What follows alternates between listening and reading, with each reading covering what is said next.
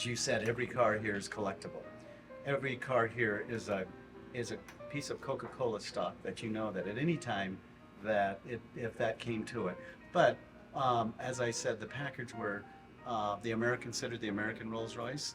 And Jay, I met you probably 20, 30 years ago. Yeah, And and Packard has created a family that you could call me anytime, or I could call you.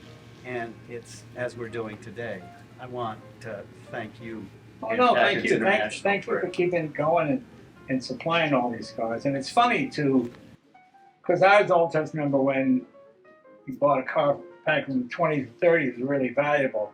One from the 50s, you can pick one of those up. I remember going to demolition derby as a teenager and seeing cars from the 50s and going, well, nobody cares if they smash those up. Nobody cares about it. It's the old cars we like. But then you realize, whatever generation you are, it's always the 2 or 3 generations that preceded you, you know. And I think back of all the Imperials and Cadillacs and they just got wrecked at demolition derbies in New Hampshire. Just guys going around just smashing into each other. And you think, how much? Horrible. Well, and you're right.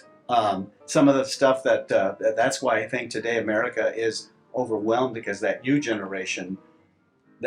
generation has never seen this before. And so now you've taken them by surprise by showing them. Well, this. it's a uniquely American thing. Here we go crazy for something, we have to have it, we beat it to death and move on to the next thing. You know, my mother's from Scotland, and I took my mom back years ago. And we go back to the village, and I meet this guy who's the vicar. Now, this was in the late 80s. And he was driving a 1962 Honda Bentley, which was one of the first Japanese motorcycles. And he brought it over, and I said, boy, that's beautiful. Did you restore this yourself? He goes, no, I bought it new. And you realize in England, a car or any kind of machinery was so valuable and so rare.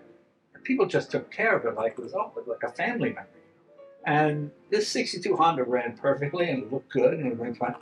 And he didn't quickly go on like we do in America. The bigger model comes out, it's faster, it's stronger, and you throw that one away. You know, he just saved it and preserved it. So when you go to England, you see people with old cars. It's been in the family for years and years. Whereas in America, we tend to have something, drive it in the ground, get rid of it, buy something new, and then like this, then they want to go back. You know?